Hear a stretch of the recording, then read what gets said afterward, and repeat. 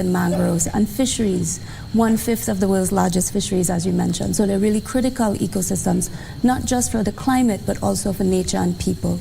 And these ecosystems are being lost for a variety of reasons. But the good thing is that countries can put forward commitments into their nationally determined contributions to protect and restore these critical ecosystems. Mostly they're being lost because of pollution, coastal degradation. There's a variety of reasons, but there's hope in that countries can move forward and protect them within climate commitments. Very important pointers. Jeremy, could you tell us what this project is about and give us exactly what you've done this far? Okay, so good morning, and thank you for having us this morning.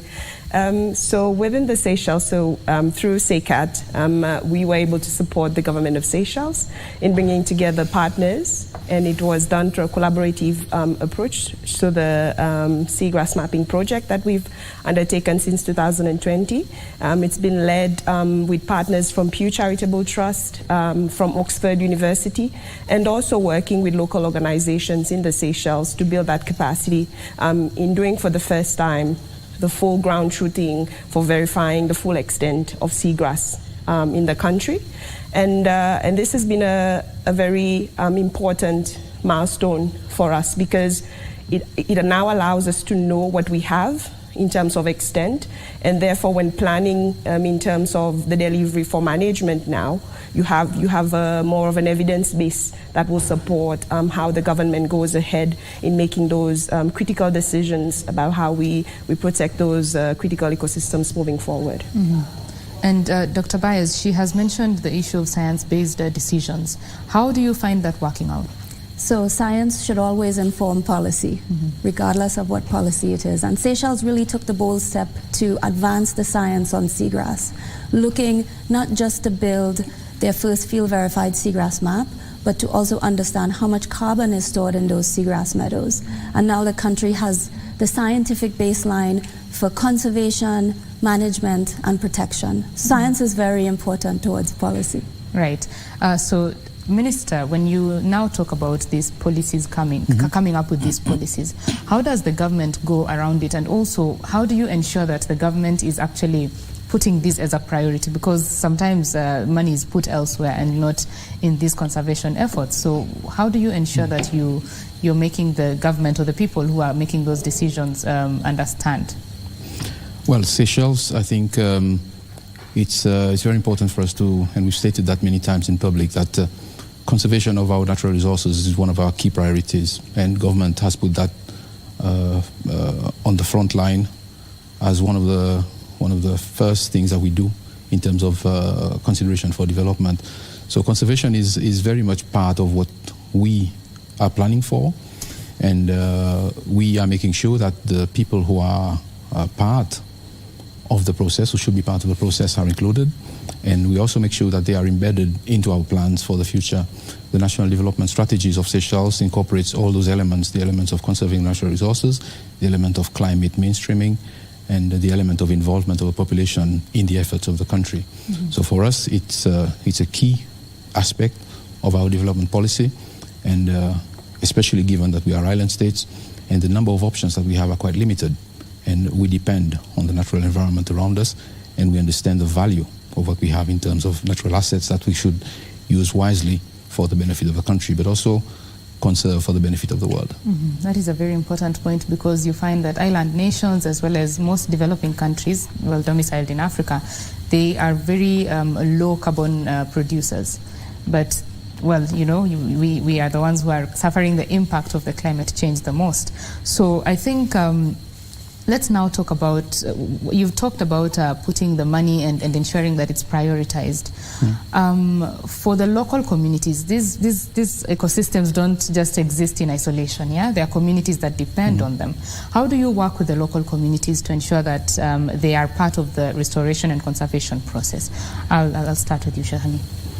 Okay, so that's a really good question, and you're very right in saying that when we were implementing the project in terms of the seagrass, so there was a part of the project that focused a lot on sort of socializing what seagrass is, and doing a lot of communication, education and awareness to the general public and making sure that they understand the critical role that these habitats play towards them. When you speak to most locals, when you ask them about seagrasses and mangroves, blue carbon is not the first thing that comes to mind. It is about the services that they get, the fishes that they are able to go and get for sustaining their livelihoods. This is the kind of conversations that you have with locals when you speak about mangroves and seagrass ecosystems. And we even went further with the project for the first time in the Seychelles in giving Creole names for seagrasses. So prior to the project, there were no Creole names for the species that we have of seagrass. And so through the project, we were able to engage with the public and the children from schools and get them to become involved in actually naming the species. And these have now been finalized. And with the Creole Institute, they have now been adopted as proper Creole names that are going to go into the Seychelles dictionary. And so for us, that is a really key milestone because it gives people a way to engage with those critical habitats and feel that they are also able to contribute to its conservation and long-term management. And so for us, and especially now moving forward, when we have the figures, we have to go back and explain to them what these figures actually mean and the role that they will also have to play in ensuring long-term sustainability. Dr. Byers, you're always in the field, yeah, and interacting with maybe these communities. Yes. What exactly do you get them to do in very actionable things that they can do to conserve these ecosystems? It depends on the community. Okay. It depends on the country. Mm-hmm. So our project, we work globally and we supported Seychelles with this work. And the Seychelles project is very different because it involved a lot of community engagement. So from youngsters in the schools all the way up to the minister.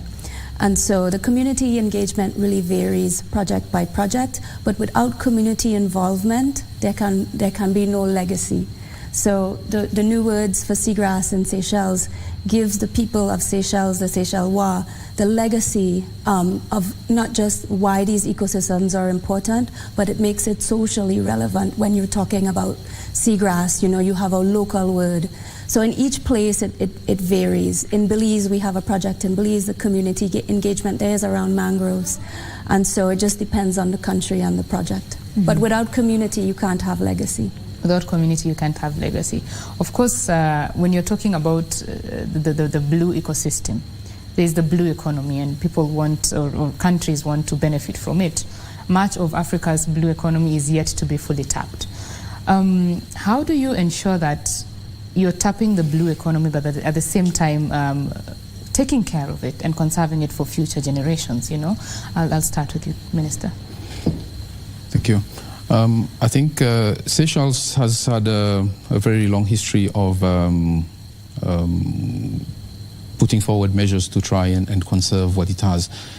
And we've seen that in conservation of certain species, which we've had certain successes, for example, sea turtles. We've had very good fisheries practices in the country that is still holding and that is still enabling us to have very good fish stocks. And for us, embedding those measures into what we do is critical. And of course, we have to make a living. We have to exploit the resources that we have and for the benefit of the population. But it's always important that we see things in the long term. For us, the blue economy is something that should be long term, that should enable us in the future, 50 years, 100 years down the line, to still reap the benefits of what we're reaping today.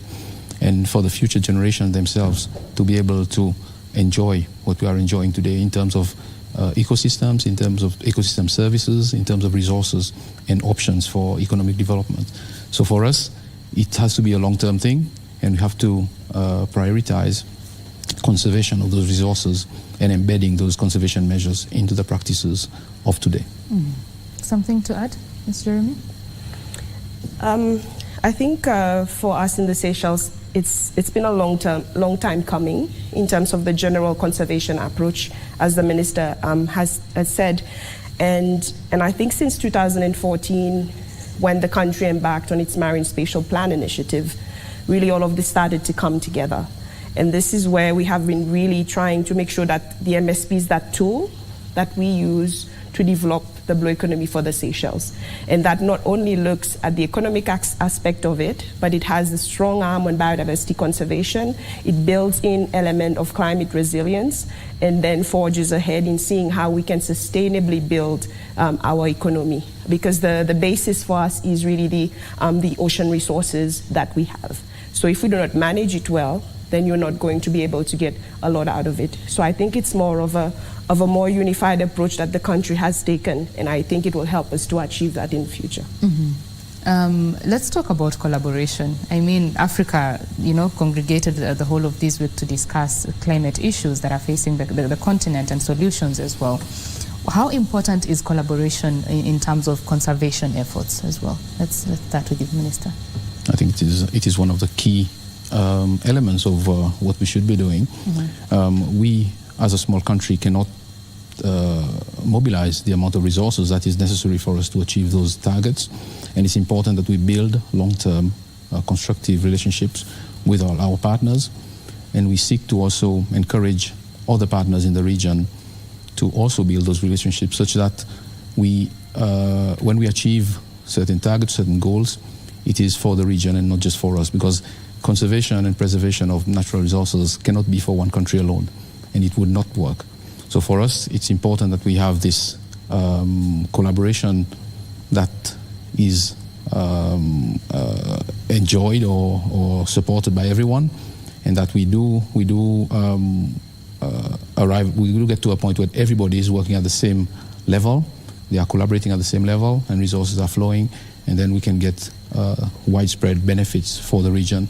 The Western Indian Ocean has got lots of assets and lots of elements that we need to preserve for the benefit of other countries, and we have to keep working with our partners. So for us, it's about partners on the outside. It's about regional partners.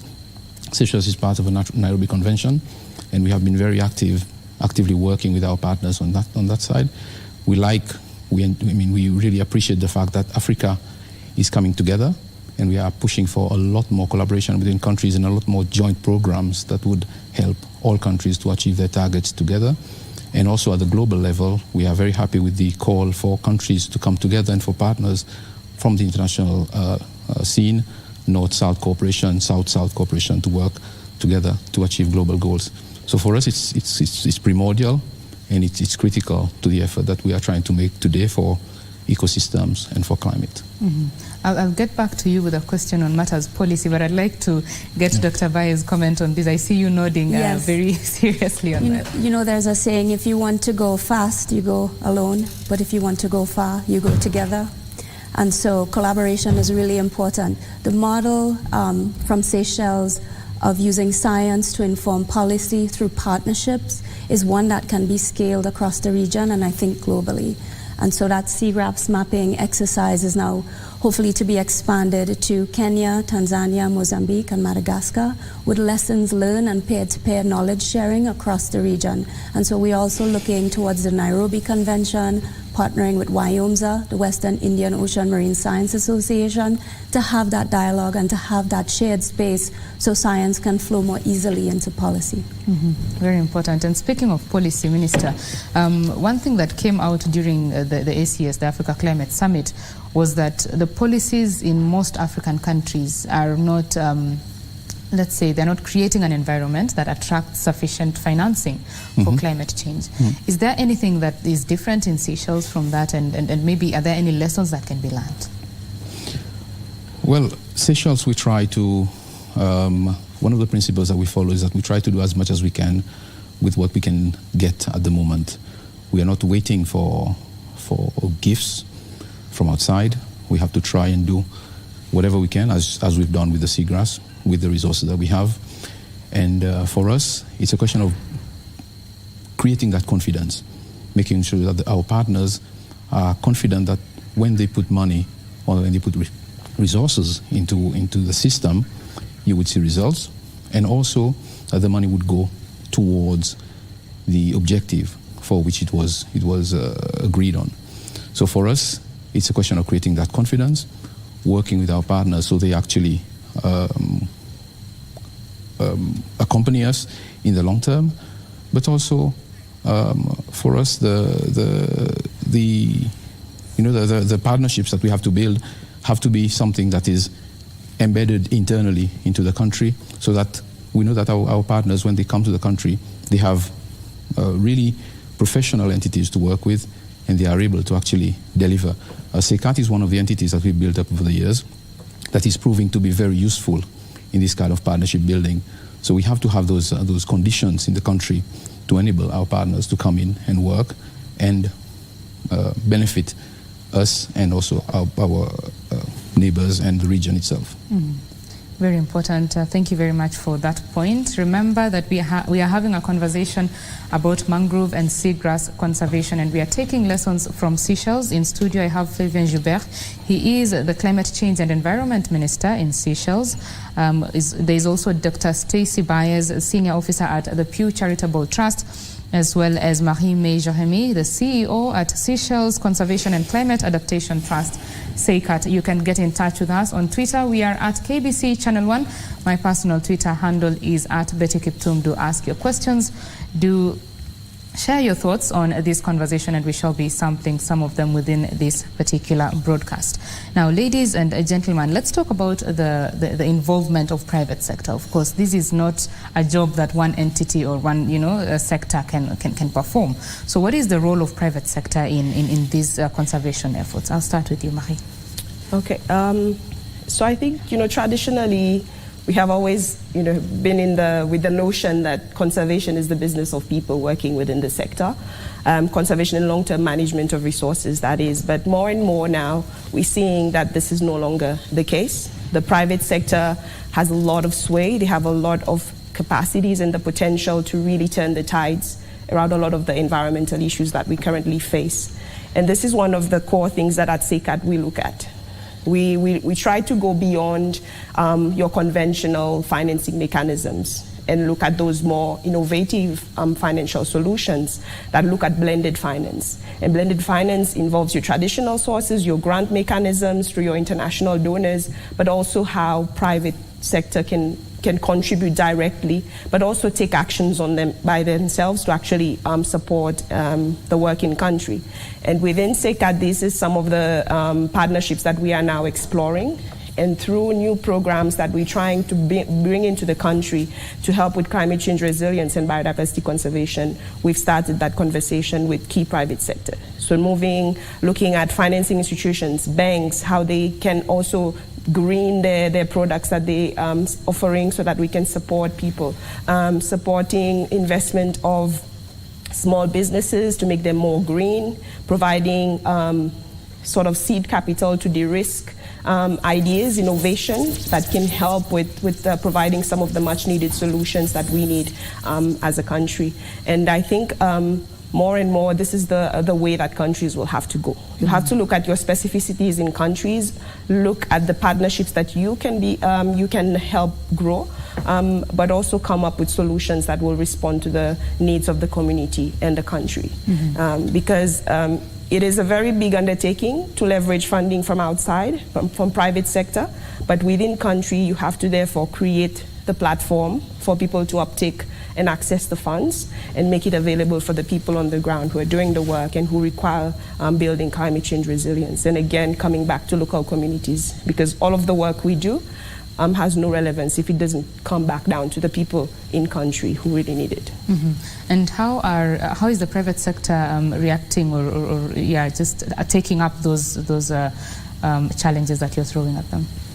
There is a lot of interest. But I think sometimes keeping the policy maybe is not keeping up with the demand. So because it's very new, it is very new, and a lot of the enabling or supporting framework in country to allow for those private capital to be absorbed in country is not there. So there will have to be some support that will have to go within government as well to make sure that we are able to uptake them, handle them well, and sort of maybe making the ease of doing business a little bit better in country to allow for private sector to step into the space. But certainly we've seen through the commitments and pledges that have been coming out from the private sector and business alliances that there is the general interest to be part of it. Right. Minister, do you have a comment on the role of the government that she's just talked about? Yes, I think from the government side, we know where we're heading. We know where we want to be in a few years' time. And it's an evolving system. We have to keep working on it. And it's also quite new for the country and in many ways, for the world itself. So for us, we have to remain open to ideas, and we have to continuously evolve the system and take advice from the right people and make sure that we come up with the right package. Where we are now is a result of consultations that we've had and advice and experimentation that we've done in the recent years. So if we want to get there by 2030, then we have to do another series of discussions and improvements to the system. But we are on board, and we would like to do the improvements to the system to ensure that the country really achieves its objectives without any major delay. Are there any policy changes that you're pushing for at this moment? Well, one of the things that we are looking at, for example, is we are exploring the carbon markets, but it's still early days. We have to really make sure that when we do embark on trading in carbon, we have to make sure it's transparent, it gives us the best possible results. It is something where everybody who's involved in it can be accountable. We don't want to have a system where we are selling pollution credits or pollution permits for companies who just want to buy their way out of their responsibilities. We need to have a system that's clean and that gives the results that is necessary. And we are looking for resources to support the efforts that we already made up till now. And to do that, we need to make sure that the system yields the best possible benefit for the country. I think that's a very important point, yeah? Not selling pollution permits. Yeah. Yeah. Dr. Byers, you work across different countries. What has been your experience in terms of the policy environment? With regards to conservation, Yes, it varies. yes. Some countries like Seychelles, very progressive, ready to take action. In fact, Seychelles probably has one of the strongest seagrass commitments globally pertaining to the management and protection of seagrass. I think the ocean in general has been behind in terms of countries putting it forward as a solution to climate change. So the protection of seagrass, the protection of mangroves, some countries the protection of salt marshes, but it's emerging, and with leadership from Seychelles and other small island developing states that are looking to put the ocean more into the limelight towards climate adaptation and climate mitigation. I think those policies, countries are looking towards the NDC as a mechanism to include the restoration and protection of these ecosystems into climate change, adaptation, and mitigation goals. Very important. Now, let's talk about the relationship between Seychelles and Kenya. Are there any collaborations between yourselves and our country, Minister? Yes, I'm happy to say that there are. Okay. Tell us more. We are part of a regional grouping called the Nairobi Convention, and Seychelles, Kenya have interacted very often on many different subjects, including marine science, including fisheries research. There are some agreements between our different institutions doing fisheries research, for example, the SFA, the Seychelles Fishing Authority, and KEMFRI. WIOMSA is a well-known organization, and it's gaining in importance on marine science, and Kenya is very active, and Seychelles is also very active. And Mary May, who's here with us, is actually the president of WIOMSA, which is one of our key achievements. So our relationship is very good. The state relationship with Kenya is very good, and we hope to improve on that as we move along in various areas. So we are very happy to be here, and we are enjoying very good relationship with Kenya. Awesome. Mary May? Yes, and I think the minister has touched on most of the existing collaboration, but I think even on a technical level within the organizations that are working in the region, and now moving forward as we explore how we're going to expand the Seychelles project into the region through the support that Pew Charitable Trust is going to be providing, we will be working closely with Kenya as one of the governments that would be embarking on the program. I think also now I know that Kenya is doing its marine spatial plan, and as you know, through Seychelles we pioneered one of the most extensive MSP process, and so there is definitely going to be more engagement and collaboration between the team here in Kenya that is working on your new MSP, and of course the lessons learned that we have had in Seychelles. And through the Nairobi Convention and some of the projects and programs that are ongoing, for instance, the Marine Spatial Planning regional projects, SECAT is going to also be involved. And through our MSP team in the Seychelles, we are providing technical support for that. Mm-hmm. So there is a lot of ongoing and future initiatives that will make sure that the two countries continue to engage. Right. Dr. Byers, let me come to you and talk about matters research. Of course, in this space, there's a lot of research that needs to be done. And one of the biggest challenges that research has been facing in Africa is lack of funding, and maybe sometimes governments do not put enough money there. What is your thought on this? Okay, that's a really good question. So there is a lot of research happening in Africa. A lot of the local universities across the Wire region are advancing the science, not just on seagrass, but on mangroves. There are great projects in Kenya coming out of KEMFRI, the Kenya Marine Fisheries Research Institute. So I will say, maybe contradict just slightly and say there is really wonderful world-class research happening in the Western Indian Ocean countries. I think sometimes there is challenges around research funding, but that's changing. I think countries are looking towards science as a way to improve not just policy, but just quality of life in general. So I think there is research and it's advancing. Mm-hmm, it's advancing.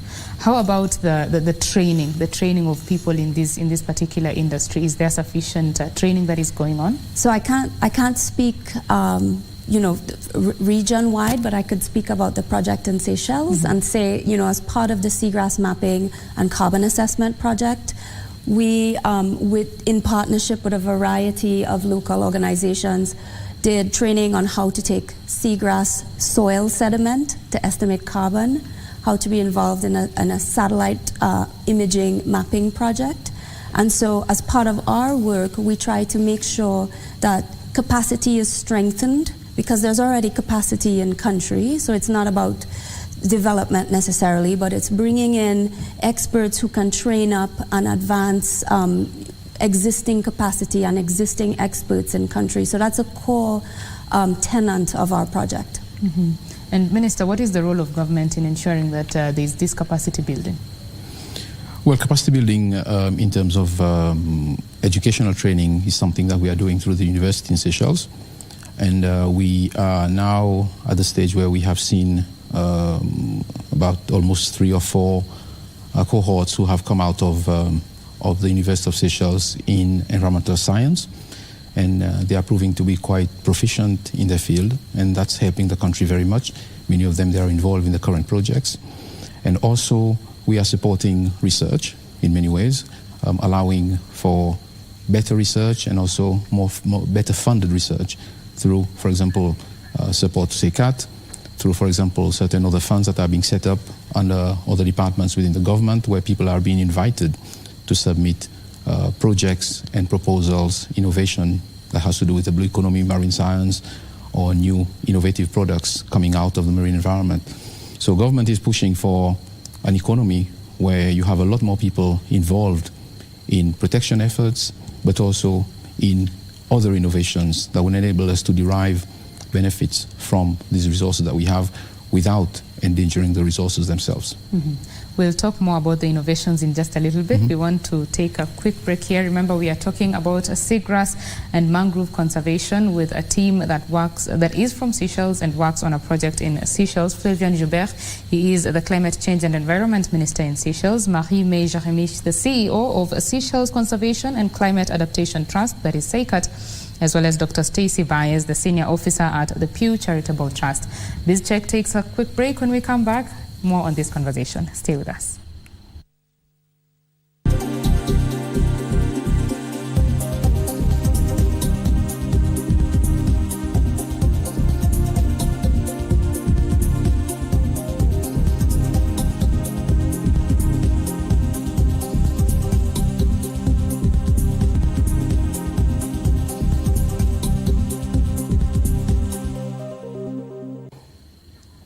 Thank you for staying with KBC Channel 1. This is BizCheck. My name is Betty Kiptum. We want to continue with our conversation on mangrove and seagrass conservation, of course, in line with the African Climate Summit and Week that is still ongoing until tomorrow. And in studio is Flavien Joubert. He is a Climate Change and Environment Minister in Seychelles, as well as Marie-May Jeremy, the CEO at Seychelles Conservation and Climate Adaptation Trust, and Dr. Stacey Byers, Senior Officer at the Pew Charitable Trust. Thank you for staying with us. Let's talk about innovation in this sector. How important is it, and what's its role? I'll start with you, Trade Minister. Thank you. Innovation is crucial to the efforts that we are making. We have to move from where we are for the people who are supposed to benefit from this ecosystem to actually derive benefits from it.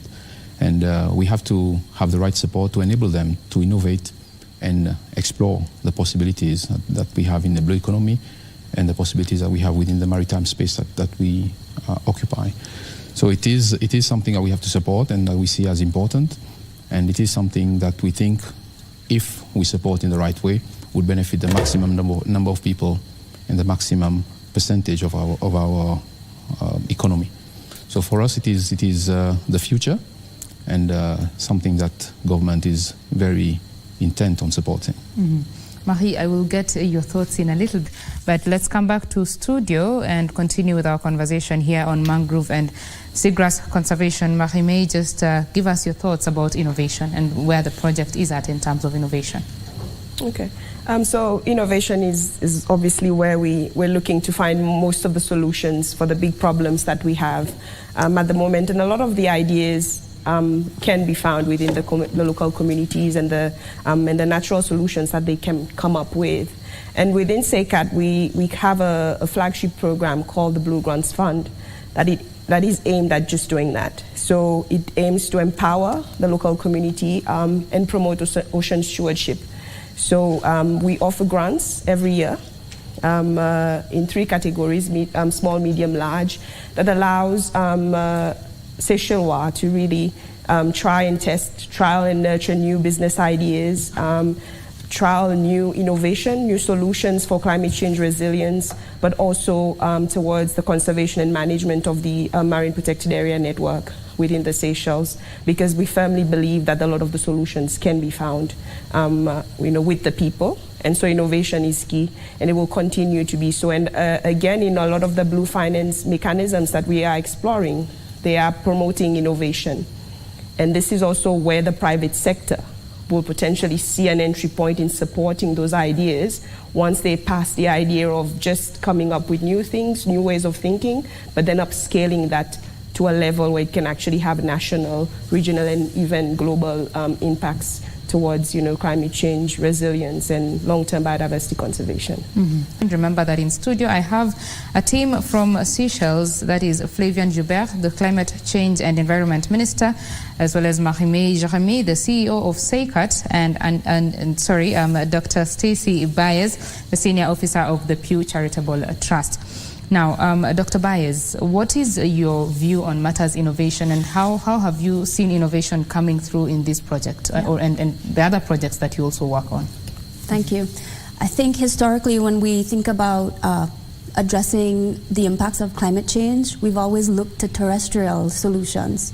We haven't really looked to the ocean as a solution. Usually the ocean is seen as a victim of climate change. It's absorbed a lot of the carbon dioxide, it's absorbed a lot of our heat. Almost 90% of the heat is now being sequestered in our oceans, but there are ocean solutions. So the conservation and protection of mangroves, seagrass, and salt marsh, I think there's a lot of innovation around that.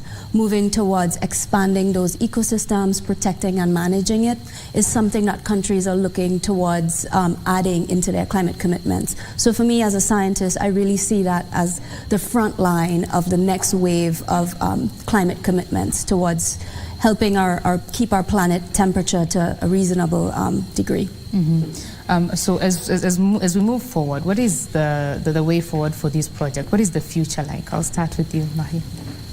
So for the project, the current project, the Seagrass Mapping and Carbon Assessment Project, we are in a next phase now in terms of, now that we have the science, how do we socialize that? And as part of the support that SECAT is going to be offering to government is helping to develop the blue carbon policy. And also then taking the figures that we have in going towards the implementation of the subsequent commitments that Seychelles have already made under its NDC. So that will be work ongoing. And again, we will be looking how to go back to the local community and making sure that, you know, there is that assimilation of the outputs that have come out of the project, because they were engaged a lot during the project implementation. So you want to make sure that there is the continuous engagement of the local communities to make sure that this is something that has long-term impact in the legacy that, of course, Dr. Baez spoke about earlier. And for us, that is the next step. And there will always be other things now when we move towards protection. So now we know what we have and we're saying we're going to protect. So what is protection going to look like for Seychelles? And this is where SECAT wants to be supporting government through this project and beyond. Through the project and beyond. Dr. Thank you. For us, for government, I think the first question is how would we support in the long term those efforts? We have to find the right mechanism and the right tools to support those efforts. You know, it is not cheap to try and fully manage 1.3 million square kilometers of EZ. So it's a question of resources, and we have to find the right mechanisms to make sure that finances and resources flow towards those measures that we are already setting up. The second thing, I think, is to make sure that those measures that are in place now and that will be put in place during the coming years actually yield benefits for the country and for the people of the country. So it is important for us to find the right mechanisms, innovate, create opportunities, create the right level of engagement with the population and with all the different parties involved, so they actually see the benefit and see the value in carrying forward in the long term those measures. And I think the third and also equally important point is to see other countries replicate what we've been able to achieve so that we achieve the global goals. We are not doing this for Seychelles. We are doing it as part of a global effort. And we are setting the scene. We are doing a bit of trailblazing, but we have to make sure that all countries also do their part and that everyone do their bit to tackle the climate emergency. So for us, it would not work if it's only Seychelles doing its bit and achieving certain key objectives today when our neighbors and other countries in the north, in our region, in other regions are not doing their bit. Thank you. Very important. Dr. Baez, what is the way forward and also for you as a trust coming into Kenya? How is the future looking there? So we want to build on the success of the project in Seychelles and look towards advancing the science to inform policy in Kenya as well, with the support of local partners in collaboration with some of the regional actors like the Nairobi Convention and WIOMSA. And so for us, it's firstly building partnerships, strengthening relationships and knowledge sharing from the lessons we learned in Seychelles across to the East African countries of the Rio, and looking to advance that and expand that science so it feeds into policy. So for us, it's expanding the Seagrass map to Kenya in partnership and having that map. So now there is a field verified map to say, here are the seagrass meadows. You can look towards conservation and management of that ecosystem. So as we come to a close of this conversation, I'd like to get your closing remarks. 1 minute, 30 seconds each. I'll start with you, Marie. Thank you. I think as we reflect and based on everything that we've discussed here today, I think one of the key take-home that has always been core from the onset when SECAT was established was about the importance of having those collaborative partnerships. So we were born out of a collaborative partnership, and we know that in order for us to achieve a lot of the goals and targets that we've set as a country, but also as an organization, we will need to continue to build and grow and nurture those partnerships. And this is where I think we invite always people to join us in the cause, either working directly with the trust or also with the government of Seychelles, which we are definitely there to do, especially in our resource mobilization efforts. And especially when it comes now to the whole ocean solutions and moving forward in managing all of the new marine protection areas that we've set up, protecting our seagrass and mangrove carbon ecosystems, we know we will need the help. And so we call on the global community, our regional partners, and also new partners to come and collaborate with us and help us to build the necessary resilience for long-term conservation of our environment. Thank you. Dr. Byers? Yeah, very similar to CEO's comment. I think we're living in a time of change, and if we want to move forward successfully, we need partnerships. I think on the science side, that is not only advancing with researchers, but also with communities, also at the policy level. And so looking to build projects that are collaborative and advance science and policy in tandem to help build solutions from the ocean that are durable. Mm-hmm. Minister? Thank you. My closing point I would like to make would be that the climate emergency and biodiversity loss at the global scale is real and it's happening today. And we have to take note of that, all countries, and we have to be ambitious. I think it's important that all countries have ambition, starting from the local to the national, to the regional, and also global. We all need to have ambition. We all need to show that we can come up with measures to actually make progress on the major targets for climate and also biodiversity loss. And we have to understand that if we don't collaborate, if we don't put in place those measures, and if we don't communicate and act on ambitions now, it might be too late. So it's important that we take note of that and we understand that it is not something that is being done by just one country for publicity, for example. It is something that is important, and we recognize this, and we'd like to request that other countries and other regions, they also are equally ambitious so that we can together achieve the global goals. Awesome. Thank you very much. I appreciate your time, and the time is now, to make the change. We have been speaking about mangrove and seagrass conservation, and we are taking lessons from Seychelles. That was Flavian Joubert. He is the Climate Change and Environment Minister, Seychelles. Marie-May Jeremy, the CEO of Seychelles Conservation and Climate Adaptation Trust, as well as Dr. Stacey Byers, Senior Officer at the Pew Charitable Trust. And that is our first conversation this morning on BizCheck. We want to take a quick break. When we come back, we talk about women in engineering. Do stay with us.